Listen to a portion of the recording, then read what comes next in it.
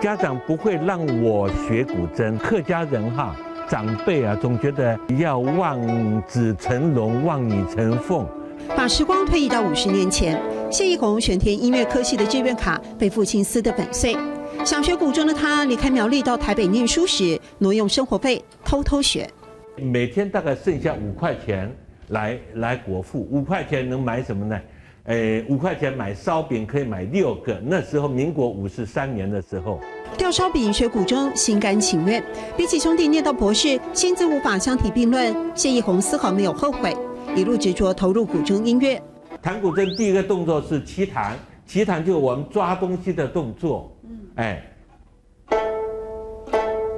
另外一个动作是任何会拿筷子吃饭都具备可以弹古筝。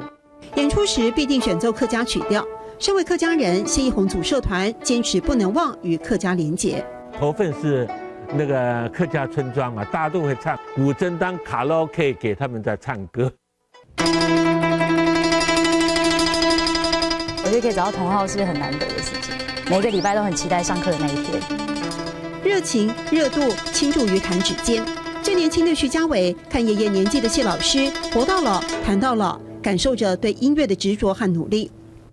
人爱有梦想，有梦想才会上忙。人要有梦想，有梦想才会努力。人要有梦想，有梦想才会上忙。这辈子就不离不弃，跟古筝。岁岁又年年，谢逸宏用自己的经历和更多人分享，坚持住自己的梦想是幸福的事。人要有梦想，有梦想才会上忙。